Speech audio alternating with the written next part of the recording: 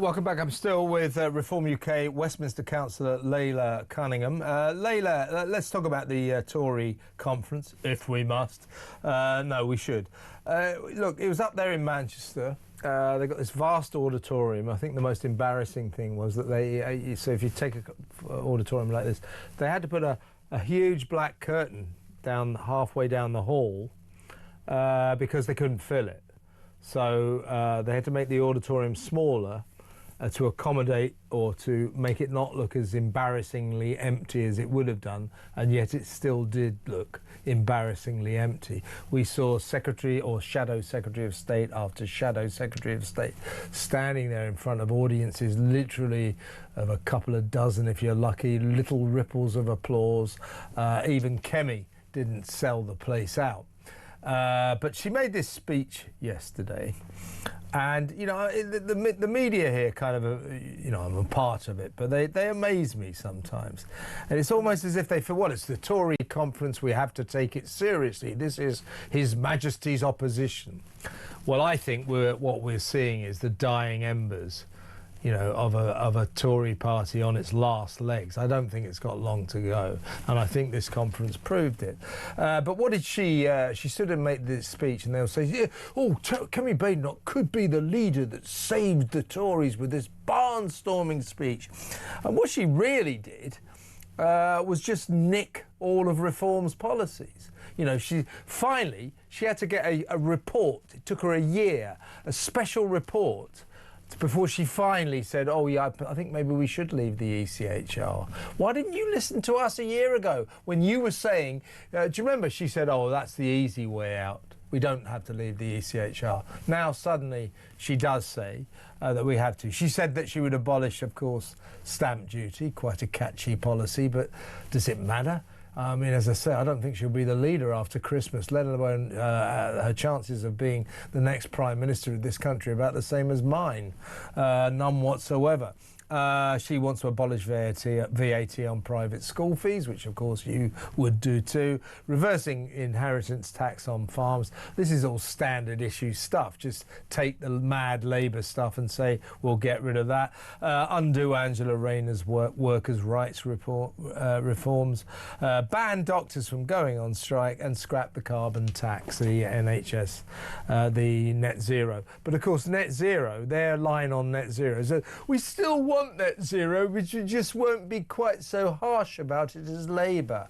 Well, what I think the people of this country want is what Reform say. Well, could they call it net stupid? They say, we'll get rid of it. We'll get rid of it. No more. We're not going to ruin your lives with this madness anymore. We're not going to impose the highest energy bills on you in the entire world like we are at the moment, and so on and so forth. So, I mean, what were your thoughts about this, this speech, this conference? I mean, do you think until recently, you were a member of the Tory party? I mean, I don't say this lightly, I'm not just saying this glibly, but I do think we might be seeing, you know, a once great party on the way out. Yeah, it wasn't really a policy announcement, it was a death rattle. You know, the Tories they almost think like we have amnesia. The Tories run Britain for 14 years. The welfare bill, they talk about the welfare bill, it didn't balloon by accident, it ballooned under them. You can't run the economy into the ground for a decade like they did, flood the country with cheap labour, and then pretend you've suddenly discovered fiscal responsibility. The Conservatives broke the system, and now they want credit for pretending to fix it. It's actually quite insulting.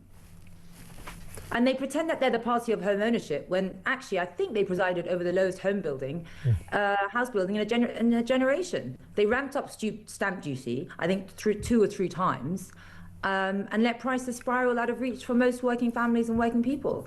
I think they do think we've got amnesia. Yeah, and don't forget, under the worst Prime Minister we've ever had, I think, well, actually, no, that's not fair. That's Keir Starmer. Shall we say the second worst Prime Minister, Theresa May. Don't forget Theresa May enshrined in law that we have to get to net zero by 2050, enshrined in law. She, of course, is railing against Kemi's relaxing of their net zero insanity. Boris Johnson was net zero mad. He admitted at the weekend he went a bit too far, ran away with that too much. You think, you were the Prime Minister.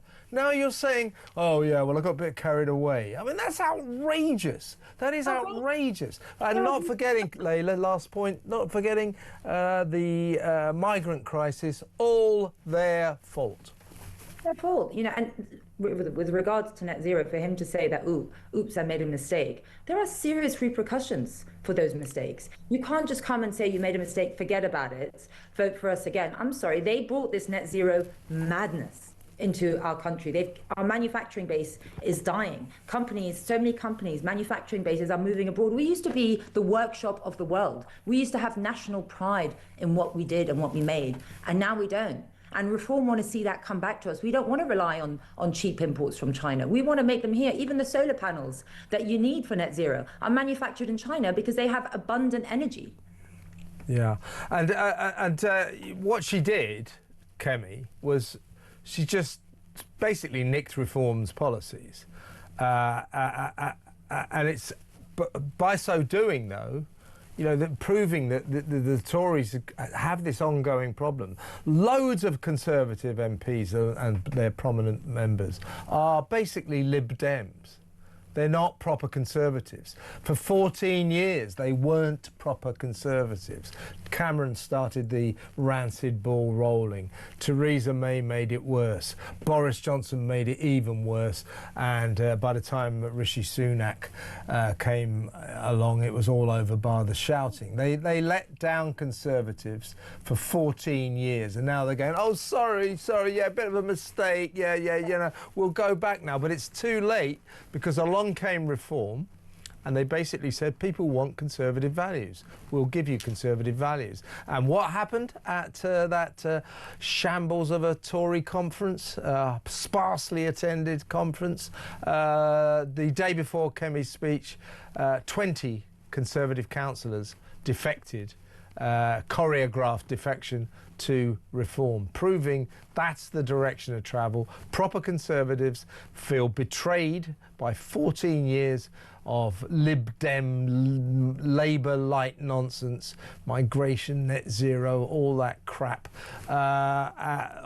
And they all have left and gone to Reform, because Reform has got proper Conservative values. I think it's too late for the Tories now.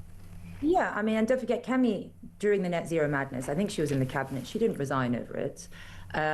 She stood by it. And everyone knows now, if people want real change, they're not going to get it from the same people who caused the problem. They'll get it from a policy that actually means what it says. And that's Reform. I mean, we've nearly had a decade. They had a decade, almost a decade, to abolish stamp duty, more to fix the housing crisis, to build homes. And now suddenly we're supposed to believe them? Yeah. I mean, the point, my feeling about this speech was, you know, it's unlikely she's going to be leader of the Tories for much longer, and it's even less likely that she'll ever be Prime Minister. So in a way, you know, she could promise us the earth. It didn't really mean anything. It's just yodeling into a kind of pointless abyss. So this idea that this rallying, rousing speech she made yesterday will somehow save the Tories and restore them to their former glory, I mean, it's just nonsense. I think that the direction of travel, the momentum, is so powerfully now with Reform. I mean, Reform's probably going to achieve the impossible at the May elections by taking over Wales from Labour, and so many councils and so many, you know, so many areas will go Reform that I just think it's too late for the Tories, don't you? Yeah, of course, because it's not about left or right, and that's why we're winning in Labour areas and Conservative areas. It's about people are sick and tired of a political class that work for themselves. Yeah. They ping pong power to themselves, Labour, Conservative. You vote for either, you kind of get the same thing. And people are ignored. People voted for lower immigration. They voted for law and order. They voted for better public services, low tax. I mean, they're promised that. They're promised that, and they get the exact opposite by both parties. And I think people are tired of it. They're almost entitled to power. Yeah, yeah. Well, that's it. I mean, I think both Labour and the Tories are like that. Oh, it's either them or us. It's either the Tories or us. Well, I think Reform are proving that there's something happening here. There's a sea change going on, and it's because Reform. I'm not here, I'm not here to bat for anyone politically, but I can see what's happening. I can see the momentum, and I can see people who always were traditional Tories just saying, hang on, Cameron's Tories, this isn't a Conservative party for me. Boris Johnson, no, this isn't Conservative. Theresa May, forget it. And Nigel Farage, people like you, have offered the alternative that they're looking. It's basically you guys represent the traditional Conservative values that the Conservatives, the real Conservatives, has just abrogated. And what I find shocking is, you're right, all the press is going on about this speech. It's a speech. And what were the big announcements? One is that she's going to abolish stamp duty, and the other is ECHR. Obviously, you're going to trust the party that didn't have to. We didn't need the polls to tell us that we need to get rid of the ECHR. We always believed in our country's sovereignty, British laws made in Parliament by British people. And then the stamp duty thing. I mean, they didn't just keep stamp duty in the 14 years. They milked it. They raised it until they catch out government. And now they want applause for maybe scrapping it. Yeah. If they were really serious, they would have done it a decade ago.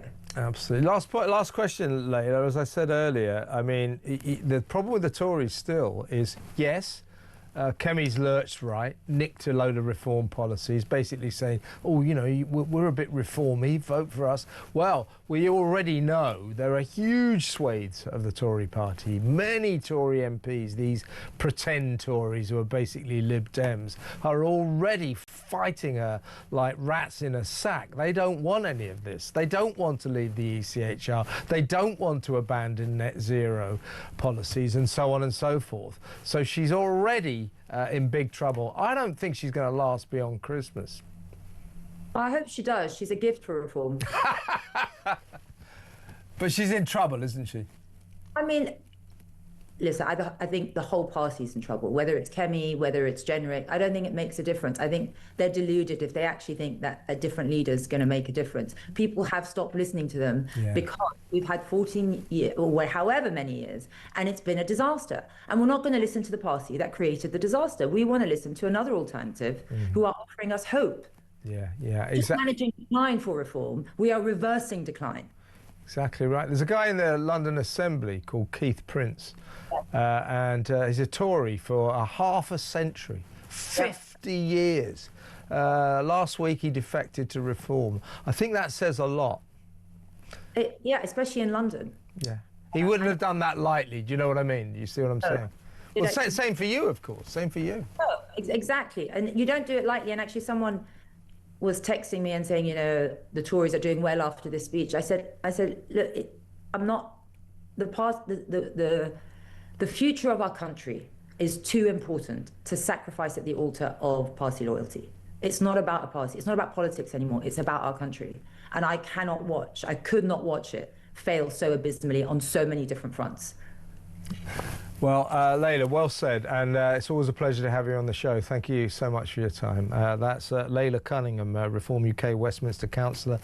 I reckon she might end up being Reform's mayoral candidate up against Sadiq Khan at the next election. I hope so. I think she could win, I really do. Rising star, definitely.